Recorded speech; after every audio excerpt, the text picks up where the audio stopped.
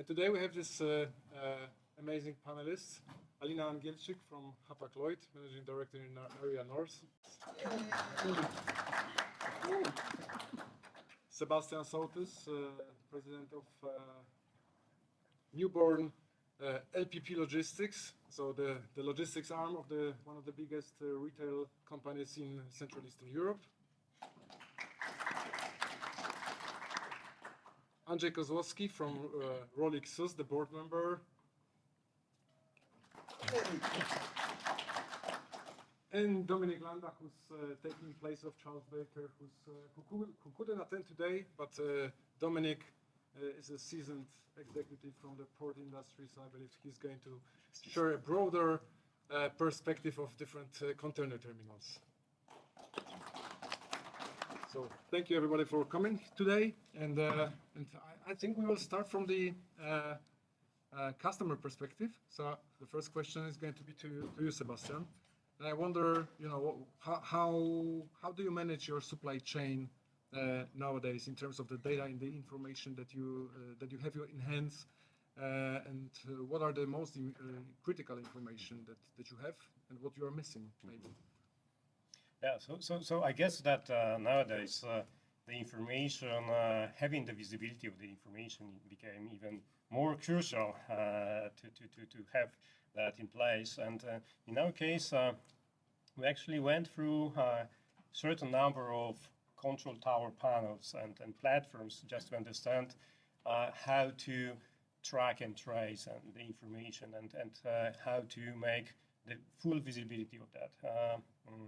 It ended up with creating the own tailor-made platform, but that gives us not only the information about the flow of goods, but also just the collaboration with the stakeholders. Yeah, so I think that it's also important to understand who your stakeholder is, whether this is the shipping line, whether this is the freight forwarder, or maybe the container terminal, or your internal customer, which is your buyer, right? So we cover up all the document flow inside of the control tower, which is very important to have that in a real time with your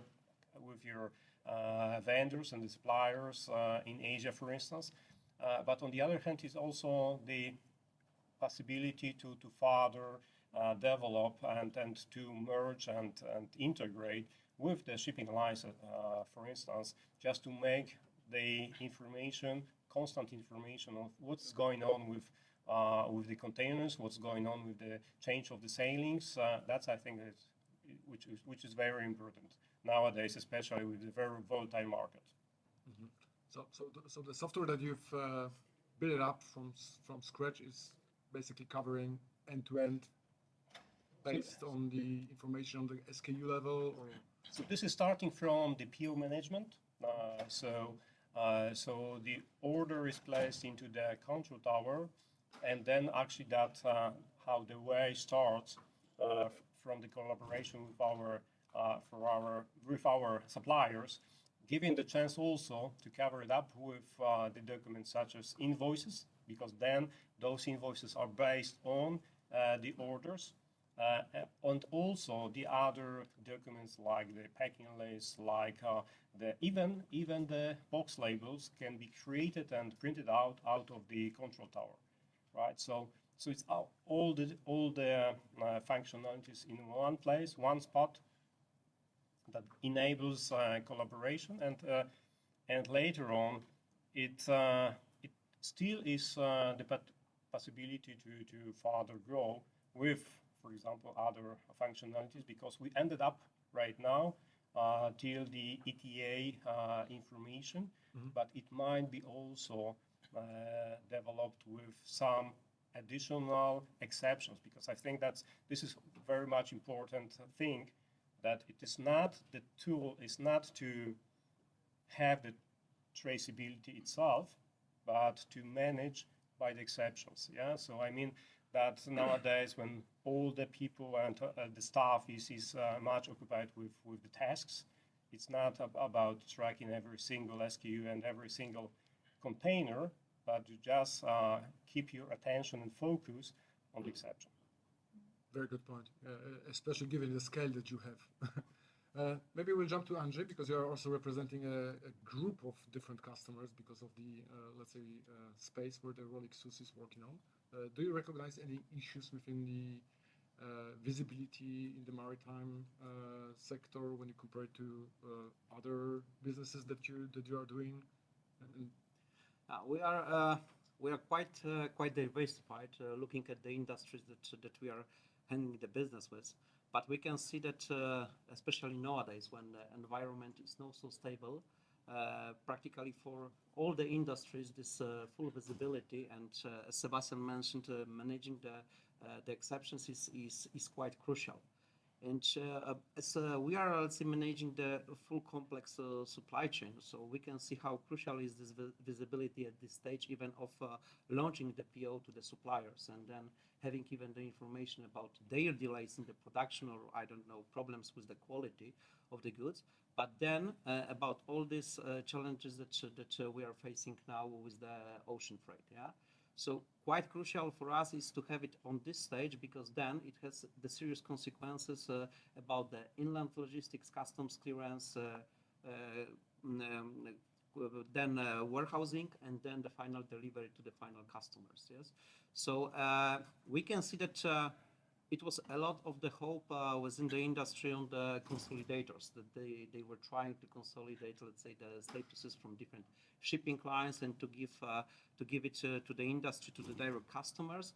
Unfortunately, we can see that accountability of this data was quite pure. And so at the end of the day, we prefer, let's say, to have the direct sourcing from the shipping lines. But then, let's say, this managing about the exceptions is quite crucial. So having some dashboards and some reports, let's say, just to concentrate on these exceptions and to advise the customers, and then to make the common decision. So we as experts, we must simply find the solution, how in these particular cases, what we can do, what are the alternatives, because then we must make the decision, or to offload in some other port, to put the two drivers into the truck, to make some quick delivery, or if it is not so urgent and still the delay can be accepted. And at the end of the day, this quality of the data, because we are talking a lot about usage of the artificial intelligence within our industry. Mm-hmm. But then you can have the best algorithms and the best AI tools, but then at the end of the day, if the data, they are not accountable, then any algorithm and any AI solution will support you. So this quality of the data and the reliability is crucial. So this is the most important thing. Yeah. And then we can use, of course, any other, let's say, automated solutions, AI tools, and stuff like this. But this is simply the beginning of the story that has the huge influence on the next steps of the whole supply chain. Mm-hmm. Yeah, the reliability of the schedules, yeah, let's say, has decreased a lot in the last 5 years, I would say, since the beginning of the pandemic. Right? So is it causing a lot more problems for you, or? Because it got a little bit better and then decreased again, right? I think that we shouldn't cheat ourselves, that the environment is changing so fast. So the changes, let's say, on the global geopolitical scene, then some one-offs like, I don't know, blockage of the Suez Canal, then Houthi on the Red Sea, and stuff like this, COVID and the other. I do believe that these turbulent circumstances will be now our, let's say, daily life, and we should get used to that. The case is we do not have the influence on them, but we have the influence how fast and how flexible we are ready to react. So this is, let's say, our duty from the logistic provider side, let's say, to be support. And I can tell you that looking from the customer side, sometimes they are comparing, let's say, the KPIs and let's say being on time delivery, road and ocean freight. Yes, and while with the road, it can be achieved close to 100%, and then they can see that they, let's say, at the current moment below 60%. So you can imagine how frustrated they are, let's say, and to manage it in the proper way is quite a challenge for them. So also this is our task, I do believe that within the industry to guide them and to educate them about them and support. Yeah. And I think that it would be interesting actually to see how they perceive this comparison against land transportation when there was a ratio of transit time versus delivery time. It will maybe change, when you consider it with the 45, 60 days on transit and then 1 day or 2 days delay versus, 1 day in transit and, I don't know, 1 hour in delay. That's just it's a little bit about that because a few years ago already we started to discuss about the nearshoring trend, yes, and then we could say, okay, this is a very nice EAT because everybody is telling about it, but looking at the percentage of the, let's say, this nearshoring, it was simply practically nothing, yes. But now we can see that this is quite a strong investment, moving or at least making diversification, so not to have the supply or production plants located on the other continents in Asia or in South America, but also, let's say, bringing at least part of the production or suppliers, let's say, to Central Eastern Europe, to Turkey, and so to the, let's say, origins that they are much more closer. Mm-hmm. Yeah. Thank you. Alina, Hapag Lloyd, together with Maersk Line, is forming this Gemini Cooperation, which is going to deploy quite new operational model. Let's call it that way, right? It's like there is, at least in Poland, it is all over the news again last week. I don't know the reason why exactly now, because it's been like at least 4 months since it was announced. But maybe you could just give us a little bit of background, what it is, how it is changing, and is it going to answer also, the challenges that Andrzej has just mentioned? Yes, sure. First of all, welcome everyone. Good to see you here. Yes, on the Gemini, we believe that this is something totally innovative and new in the market, and it is also a sort of the answer to the challenges that we have all faced in recent years. Basically, as we look at our strategy, I'm not sure how much familiar all of you are with that, but quality in general has been in the core front of our strategy for many years. And in the past years, let's say last 5 years, the key focus was on our customer service and on our commercial teams. So we have looked much into the development of processes and products that we were offering. But now, after all those challenges that we have faced in last years, we finally came in the conclusion that it is a high time, it is actually the time to focus on operational matters. Because I like to compare that to the restaurant experience, right? You go somewhere, you like the ambience, the vibe in the place, you really enjoy talking to the waiter, and you heard that the food was great, but it's not delivered on the table in the right time. So in the end, your experience is not the best one, and you might not come back to this place again.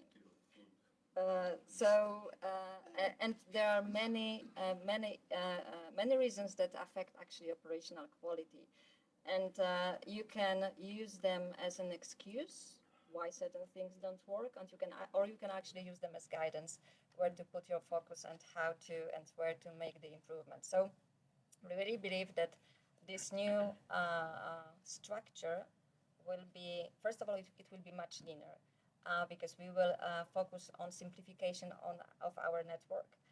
And then it will also have less risk factors built in. So just to give you as an example, it will be based on 12 main hubs worldwide. And around these hubs, we will have centralized ship operations. So in one rotation, in one ship system, in one loop, as we call, I used many different phrases for the same thing. We will have a smaller amount of ports basically in the rotation. So let's say instead of 12 today, we will have 4 or 5 ports. So the network will be much more resilient, and we will have much higher quality of service or reliability of service. And then those hubs will be connected with shuttle vessels to the final destination or to the origin destination. And then on top of that, we will put also our feeder network. So you will have basically 3 important components, again, ocean vessels, then the shuttle network, and then the feeder network. Just to put things into perspective, I am responsible for so-called Area North, and this is the cluster of 8 countries in Central and Eastern part of Europe. And we will have 3 ports that will be connected by the shuttles. This will be Poland. We have not selected the port yet, so I will not name any of them. We will have one call in Denmark, in Aarhus, and in Göteborg, in Sweden. But within this entire geographical scope, we actually have 17 important locations that we also need to call because they play important role in our business. So this is indeed a very complicated machine. And we will have a challenge actually to, of course, make that work because it will have to be synchronized. I mean, again, the ocean vessels with shuttles and with feeders.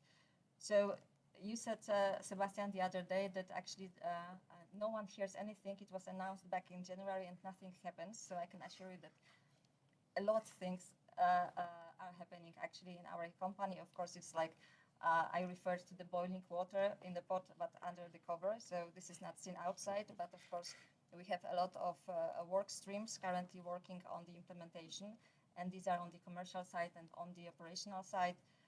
So from the commercial side, we will start to hear a little bit more by the end of summer, I should say. And on the operational side, we of course are working currently on our performers.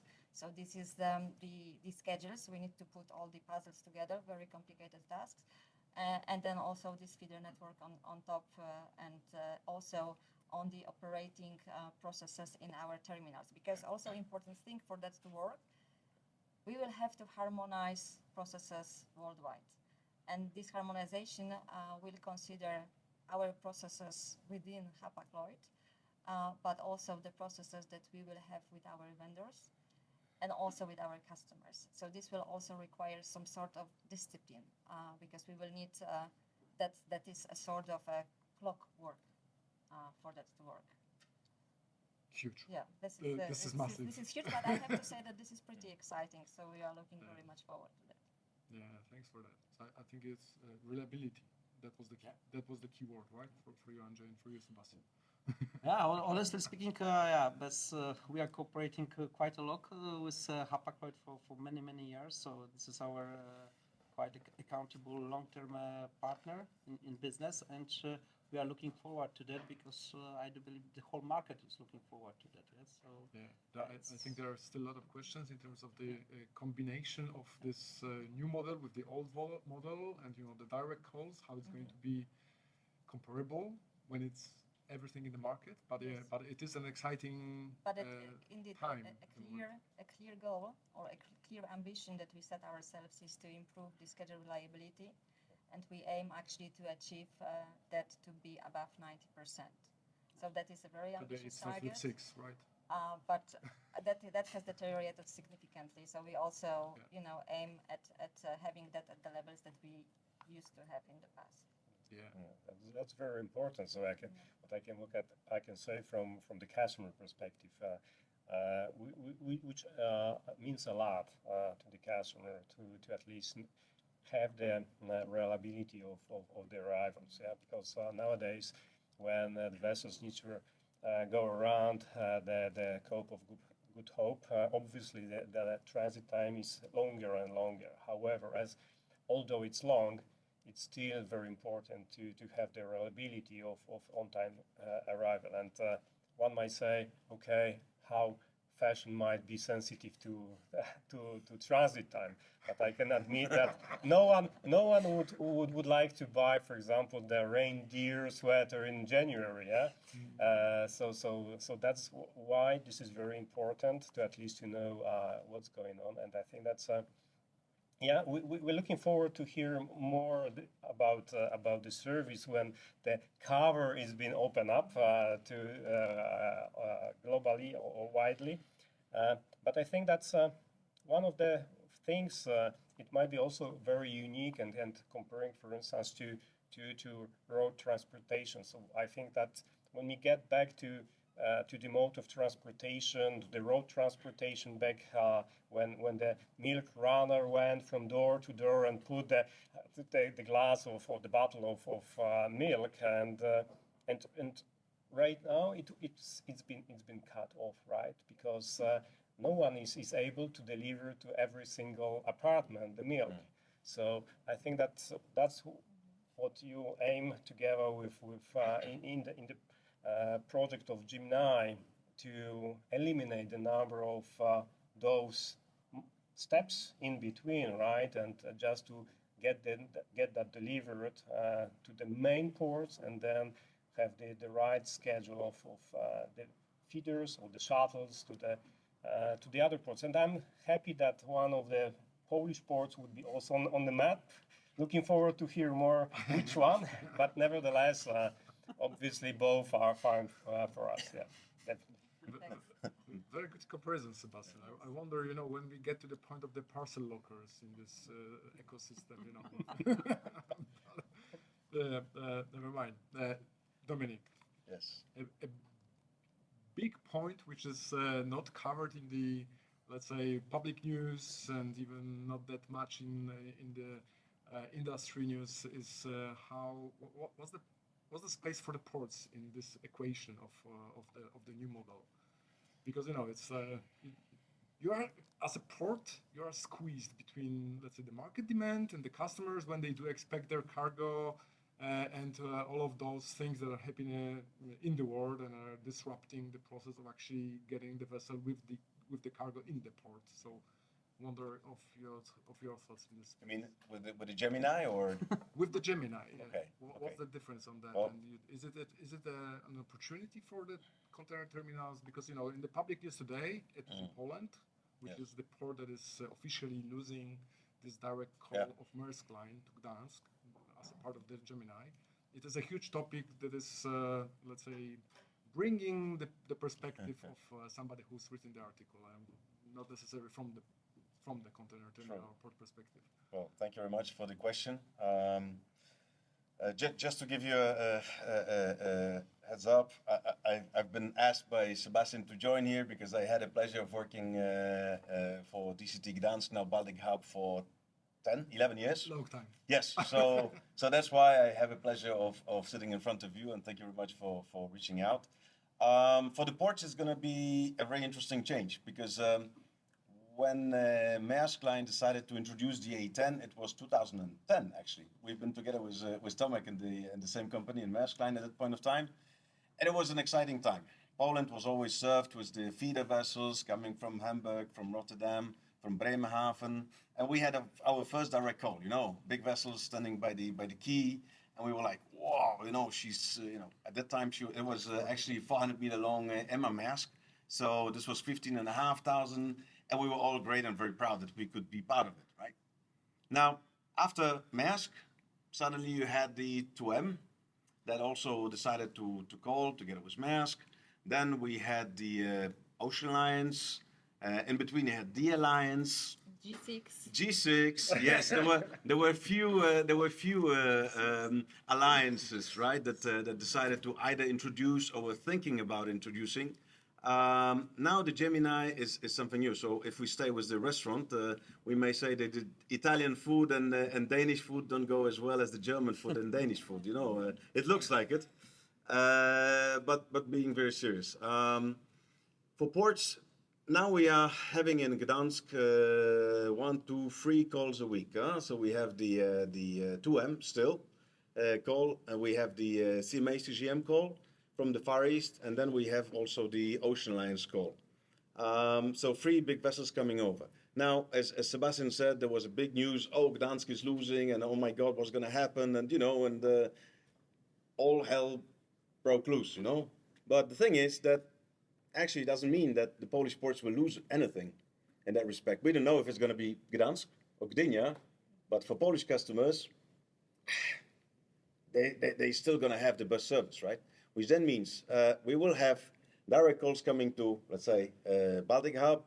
We will have the shuttles, which might have even better transit time going to Gdynia or Gdansk. From the port perspective, a lot of investment is needed to be able to serve the 24,000 TEU vessel. She's 400 meters long. She's very wide, which then means that you need to have proper quay, you need to have proper cranes, you need to have proper operations. And then suddenly, like today, if a big vessel is coming to the port, you have 10,000 moves, 10,000 containers that need to be either discharged or loaded. So you can imagine on what happens at the gates. When you have 10,000 containers going in and out, and then everybody, I mean, I would say the customers like here would say, I want to have my container first. Everybody's doing the same. What does it mean? That you have a queue of customers saying, I want to have my container, right? If you have, let's say, 2 calls a week with the same volume, I don't know how it's going to look like. But for example, if we have it spread by shuttles, then the peak factor is going to be lower. Now, that's number one. Number two is, obviously, this is a very conscious decision of Hapag Lloyd, if I may say so, and Maersk Line, because as you know, the hubs in Europe will be Rotterdam, where Maersk Line has a PMT, terminal, Maasvlakte 2. Then we have Bremerhaven, where PMT has also a terminal. And we have also Wilhelmshaven, Jedderwezen, where Hapag Lloyd is present, right? So in that case, the carriers, in my view, will have much better control of operations in these ports because they own the ports, right? Or they are shareholders, which then means that they can actually say, okay, it has to be done. And the third-party ports, it's more difficult because the third-party ports will have other customers as well, and they need to be responsible to make sure, okay, this customer is being served, this customer is being served, this customer is being served. In here, you might think that the let's say the service levels might be even better. Now, in terms of the transit time, let's see how it goes, because I guess from Asia to Europe, you will have Rotterdam, Bremerhaven, and Jedderwezen, and let's see the operations there. Number two is if the shuttle will be truly going on time. If it will be, then I think it's going to be very nice. The costs, on the other hand, you will need to do the transshipment, so take out all the containers from the mainline, let's say 24,000 TEU vessel of Hapag Lloyd, then discharge them in, let's say, Jedderwezen, and then put them again, some of them to the shuttle going to Gdansk or Gdynia, right? So that's additional cost. But the cost is actually in the terminal that the shipping line owns. So that's not a bad idea, no? Then you also have the situation where the unit cost of the 10,000 TEU, 12,000, whatever the shuttle will be, the size, it is slightly higher than 24,000 TEU. But then again, 24,000 TEU unit cost is lower, but you need to have it, let's say, utilized. It's like a bus. If you have 2 people in the bus, it's going to be expensive to run it. If you have 20 people in the bus, okay, it makes sense, right? Than having, let's say, 3 passenger cars. So I would say that the idea is very innovative. I think the idea is good for customers because they will have a choice. They can either come to Gemini saying, okay, I want to use your solution, or I go to Ocean Lines, or I go to CMA. There's also MSC that is trying to run, let's say, stand alone, right? So let's see how it goes. And then the customer will choose. The customers, they will have the final right. And then one of the elements that we need to also take into account is what will be the commercial strategy of the shipping lines. Because they may be very aggressive and they may have really good conditions. So the customers will say, hey, we love it. Plus, there's an additional value that if you discharge container in Germany, for example, or Rotterdam, you could actually do the customs clearance as well, right? For some customers, it might be interesting, for some not. You can also choose to go over with rail or road from these ports, but potentially something interesting, I don't know, depending again. If you have your jacket which is late, then you would put it on the, on the road, and phew, it goes to your place in Proust, right? And then distribution center, and then it's much faster. So I need to stop here. Okay. We need to get back to data. Let me just add one thing, because indeed a very important point that you mentioned, which is the ownership in the terminals. So basically we have structured the network around, as I said, the 12 hubs, and they all are either owned or controlled by either Hapag Lloyd or Maersk. So that was also factored in while designing the entire network. Yeah. How do you want to mitigate the risk of the potential? Because if you are having only a small number of these main hubs, yes, and we all face, let's say, the huge strikes in the main ports, yes. and it doesn't matter if you own the terminal or not. Yes, so we had the same, let's say, in the Baltic hub and stuff like this. And even if the transit time was okay, then it could damage and crash, let's say, all this. So how do you want to mitigate this risk? Because if you have only just a few main hubs, and then if so, you are a little bit the hostages of the workers there, because they do understand, they are very smart now, and they do understand that if they strike there, they can push you, let's say, to make the decisions. Because if one of these strategic hubs is blocked, so then Sure. yeah. I mean, sure, that creates risks, but I also think that we will not face any different risks that we face today, because we all also call the selected terminals that we have in our ports. We don't choose freely which terminal we will call on the way. So basically, the risk is the same, but I believe that again we will have more impact on solving the issues as they occur. And next point, because it is an exciting year for Hapag, Yes. isn't it? Yeah, it is kind of a big change, but it is also, let's say, the year of the rollout of the live position that you've invested tons of money during the pandemic, meaning actually getting all of the containers in your fleet being sensorized with the access to the data. Could you just introduce to that, because I really wonder about also the Yes. thoughts around this topic from everyone. Yeah, I actually heard to what Sebastian was saying, and you, Andrzej, and I thought, okay, we are actually, rolling the same path, more or less. And yes, for Hapag Lloyd, we have been having that in mind for many years, to actually offer tracking for dry shipments as well. But finally, in 2022, we decided to make investments in the entire fleet, and there were certain conditions that needed to be met. First of all, the live position tool, right?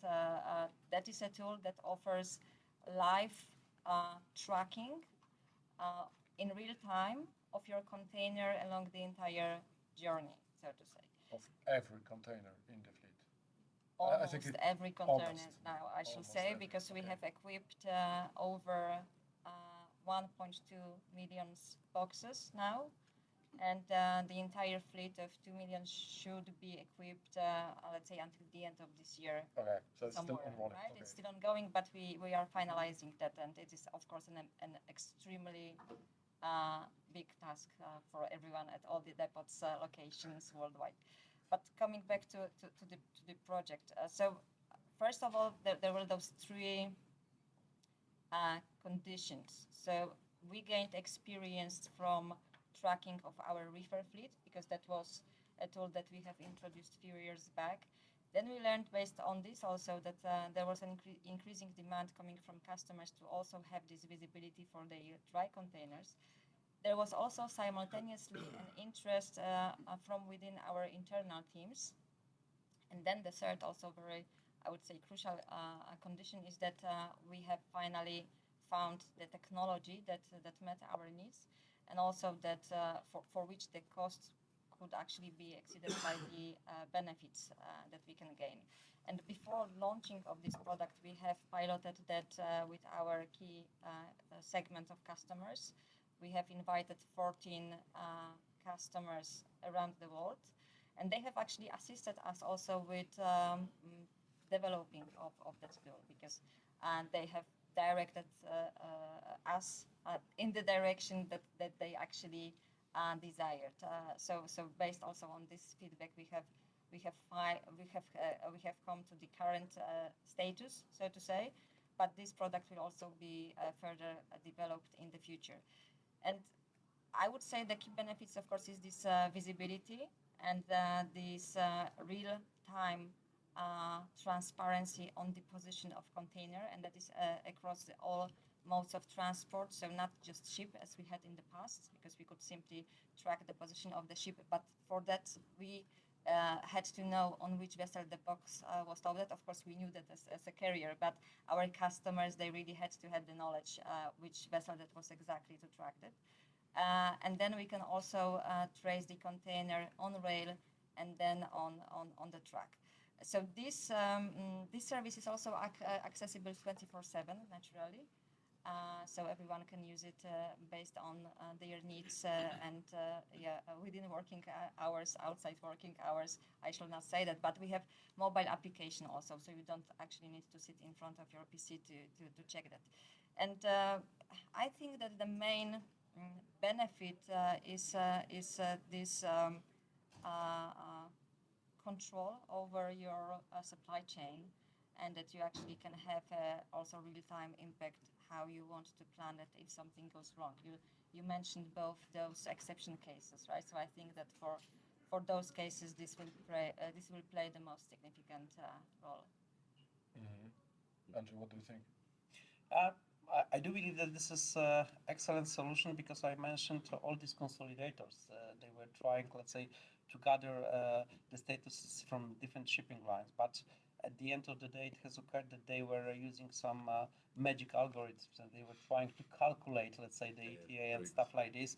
And at the end, we were checking, let's say, both, let's say, the most, the biggest. So the promise was yes. that they give 99.9, and then if they the didn't promise have data, was that, they were just practically traders. that minimum 90% it should be, let's say, accountable statuses. Yes, at the end of the day, after, let's say, testing that for 2 or 3 months, it has occurred that it is below 20%. So accountability of the statuses was simply dramatic. Yeah? So as I mentioned, let's say, as for us, this is, let's say, the best solution to be directly, let's say, interfaced with the system of the shipping lines. And of course, the one that is implemented by Hapag is the best one, because then you have the full traceability, starting from the pickup from the, I don't know, factory or distribution center in the origin, and then actually from the yard. As soon as you know the container number. And then this is what is very important. This is the full transparency, both to us, to the logistic provider, but also to the end customer. Yeah? So this is not that we are talking, let's say, that it should be there, but at the end, because sometimes it could happen that the box, let's say, even in some systems of the shipping lines, that it is on the particular vessel, but at the end it wasn't loaded and it stayed at the terminal. Come on, we all know, we are coming from the industry, we know that transshipments as well. That it happens, but with this system and solution that Hapag is proposing to the market, you have the full transparency. Is it on the vessel or it stayed at the port, at the terminal, stuff like this? Because this is simply the GPS is located directly in the container. So this is the best accountable solution. Of course, the case is then how it will be, let's say, with the interfacing that I do believe, because also we will be trying to do that. This is very good as I could initially talking to your colleagues from your IT department, that we can see that you have some API solution, let's say, with the quite easy interfacing. This is very important to make it quite easy with different ERP systems or TMS, let's say, to have this exchange of the statuses. Yes, so then it's great, because also, as Sebastian mentioned, let's say we are running a few global control towers just located in Poland for the customers, let's say global customers. Working quite a lot on the cross trades, yes. So and then at the different time zones and stuff like this. So practically, you must have this visibility 24 hours per day. So this is the best global trade, right? The best solution, yes. And then in your dashboard you can see, let's say, this just these exceptions, yes, and then to act accordingly. Yeah. Sebastian, what do you think about it? How do you see the application to your business? So no doubt that this is that sounds as an interesting solution. Obviously, yes, because as you already mentioned, all of you, that it gives the traceability, but not only on the ocean. Because also, to be very frank, there are some period of times when the vessel is on the ocean. That's it, right? But it can cover many other milestones, as for example CY. Yes, so starting from CY, when we deliver the container to our suppliers, we might already get some input whether our supplier was already on time with making the staffing, with providing the goods, the cargo into the container. Then the next step, which is delivery to the port, is also very important. And also, as Andrzej has mentioned, from time to time, cut and runs also happens, right? So it might also happen that, okay, the vessel goes, but the container is still somewhere else, right? So at least we would have some kind Like of a passenger on yeah. the bus stop. So We've seen it in the past. so there are obviously a certain added values behind it, and last but maybe not least, it would also help to integrate with further modes of transportation, because also as Alina has mentioned, it's not only about ocean. Obviously, this is the huge part, and I would say the predominant lead time, but also later on, when switching from the ocean into intermodal, for instance, we still got the traceability, what's going on, where the container is, and we can plan ahead, because later on there's a certain number of either operations or stuff already prepared at the distribution center upon the prior planning, right? So the more accurate planning from the shipping lines, the more we are get prepared for the containers and for the operations. Yeah. Dominik, what do you think from the container terminals? Is there an application in this field? If you are only Hapag Lloyd terminal, then yes. But if you have multiple customers, no. The reason is that we have several customers, and if 5% or 10% is giving you information, but 90 is not. Yeah. So give us some background how the container terminals work today and what kind of data they do have from the liners. I will take you to a magical journey to Lego. You know Lego? Yes. This is what we do in our job. We create Lego. No, but seriously, the container terminal is run under terminal operating system. It's almost like a terminal operating system in your computer, but it allows the terminal to check all the containers coming in, coming out, what is in container, what is the vessel that it should be loaded, or which is the vessel that delivered it, and what is the next port. Now, the end game for the terminal is to make as much or as many containers and to handle as many containers with the minimum number of unproductive moves. Because Alina would very much like to see the containers being loaded, but she doesn't want to pay us for something that is not productive. So something that we do in the background. Now, let's say the export. Export is very simple, because in advance we know from the customers saying, okay, from Warsaw you will have a train that is delivering containers that will be loaded on Gemini vessel, let's say leaving next week, and it's going to be discharged to, I don't know, in Shanghai. So we know everything, we can plan. We receive the boxes, we put them in a specific place on our terminal, we know exactly where to load it, we then create a loading plan together with the shipping line, and we know exactly which container goes to which place or which cell in the vessel. Easy.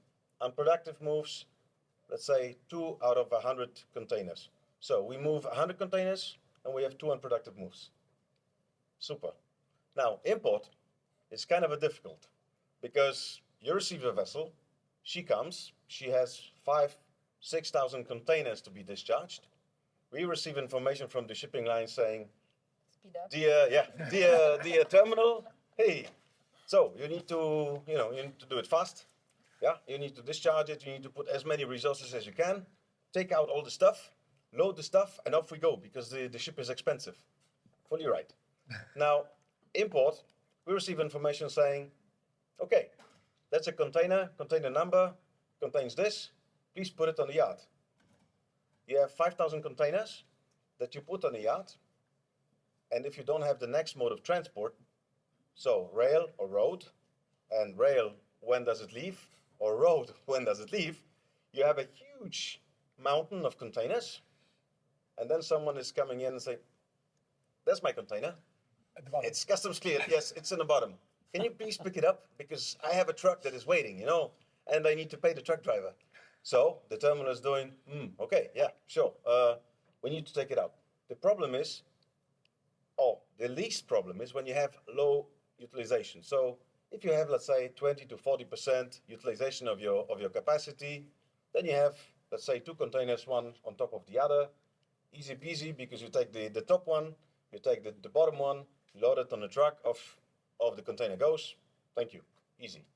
Now, if you have 80% utilization, or 90%, or 100% utilization, then you have 5 containers, and you need to pick up the one from the bottom. So you need to take 1, 2, 3, 4, deliver this one, and then load again. 1, 2, 3, 4, which then means you are doing 8 moves that the shipping line or the customer is not willing to pay. Now, when you look at the import, the average, because we don't know when the container is going to be picked up, is 1 to 1. So, for example, if we have 5,000 containers that are being delivered, we do 5,000 unproductive moves, which then means if you look at average, let's say, unproductive move, 5 euros, 10 euros, and you multiply by the number of containers that are being moved every year, it's like in millions of euros that we could have saved also for the customers, right? Because in the end, it's going to be added to the bill somehow. But It is today. that's yeah, sure. but but this is something that we could all save. But since we don't have this information in advance, All right, so next mode of transport. Yes. and Plant pickup date. Yes, this would be Sebastian, Is it something that you have on hand or could have on hand before the vessel arrives, right? yes, before we touch physically the container and discharge it in a specific place in the yard. Yeah, and that would be brilliant, obviously, information.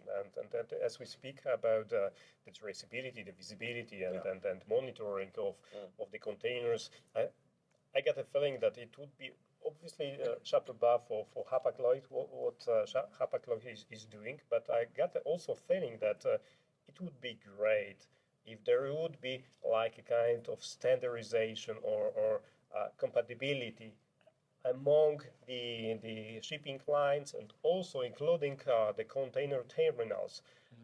So it would be much easier for the end customer also to integrate, to have like a agnostic standard of tracking system, because then the life would be much easier for all of the stakeholders of the whole supply chain network. Yeah, because taking into account our case, obviously I would be more than happy creating the pre-advised planning for my containers if I know in advance that those containers are already been staffed in a certain way in the bay, in the vessel. Yeah, I could already make the planning with the truckers, with the intermodal as well, give it and provide it to the container terminal, just also for their reason to plan it ahead. Yeah, so it's like a kind of, we are in a one environment all together. So I think that it would be great if we could cooperate and collaborate together just to make, as Dominik has mentioned, the benefits out of that, because that would optimize at the end of the day also the pricing for the customers, and in our case also the pricing for the end user, which are you. Yeah. So we are the winners too. Yeah, but maybe just to add on this, because I've mentioned only price, but when you look at the number of containers and the operations, it takes time. Time is the essence. So when we have, let's say, 8 moves that we need to do because we don't know what is happening, then actually this means that we need more equipment, okay, more investment, because suddenly you need more people, more equipment. Each, let's say, RTG is 2.5 million euros. You need more. Reach stacker, 500,000 euros, IMV, whatever else, and a lot of people. But also the timing, because then the productivity, and this is something that you from time to time see in the big terminals, that the productivity is not the greatest. Because why? Because instead of picking up the box, putting it on a rail and buy, you need to dig. When you dig, then you may not be providing the same productivity as you would normally do, which then means that, let's say, serving of the vessel is delayed, serving of a train is delayed, and if this train is delayed, then the next one is delayed even more, and then the next one, and then the next one. There's you have a domino effect, and to get out of it takes weeks. And I would say even more that okay, we have the costs, Yeah. we have saving time. Yeah. And at the end of the day, we are talking a lot within the industry about ESG and CO2 emissions. So Yes. if we are Great point. more, let's say, Yeah. effective with all these operations, because we are talking a lot about the electric vehicles, and really believe me, they are so expensive, but we as logistic providers, ports, shipping lines, and the forwarders, yes, and the end customers, we can save so much, let's say, and cut CO2 emission if we are planning our logistics and not having not productive move, yes. So this is also that is working in favor. So I would say these three benefits, they are crucial, yeah, with that. And this alignment, what Sebastian mentioned within, let's say, all the players, is crucial. But let's say so far this is quite a huge challenge, let's say, to find the solution and the tool and the system, or the same standard, let's say, they could unify it, yes. But definitely at the end of the day, we need it, because if you're talking about the terminals, that this is not the shipping lines, they are the owners, so they have 3, 4, or 5 customers, yes, and they must, let's say, apply to all their demands, requests, yes. Then we have at the end of the day, with all these challenges within the ocean freight transportation, we are not productive, yes, we are not achieving the result. Yeah, great points. So, more tools. And Alina, you have a tech knowledge center in Gdańsk. Yes. Is there the answer for that, or maybe what you are working on over there as a Hapag Lloyd? Yes, I believe so. Maybe a couple of words on that one, because also many years back already, we have taken this conscious decision that if we want to still be a leader in the industry, we need to invest significantly in IT technology.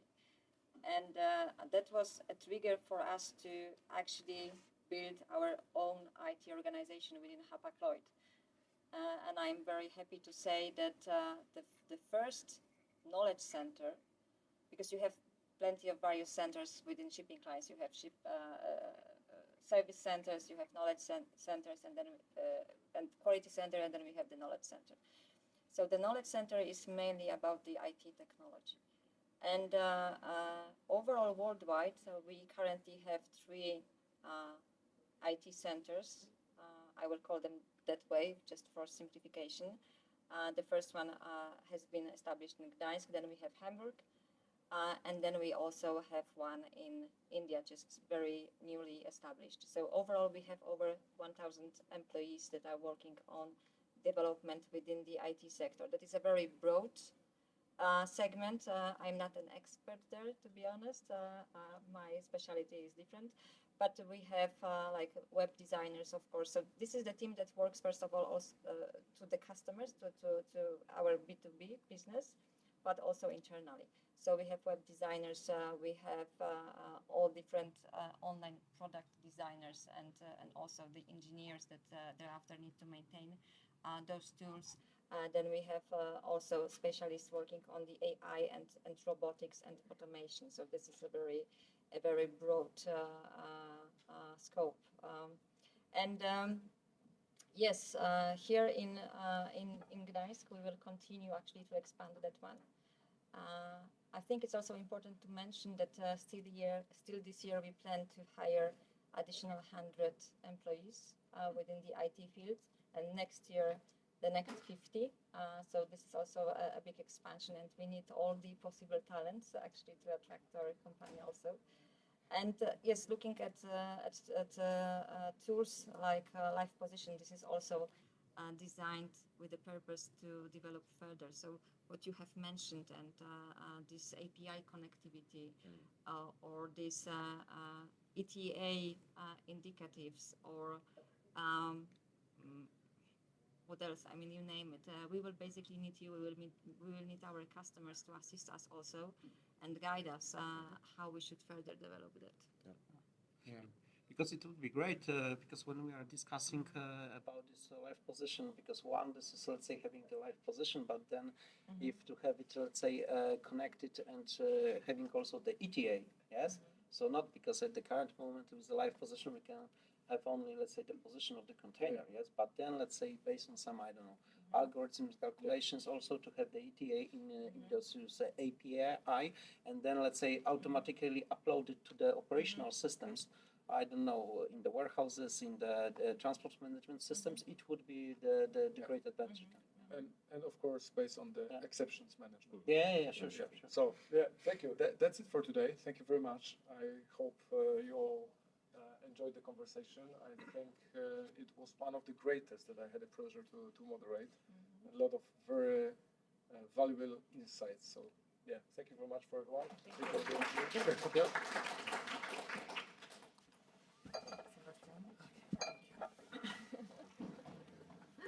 Zgadzam się. Dzięki. Słuchajcie. Dzięki.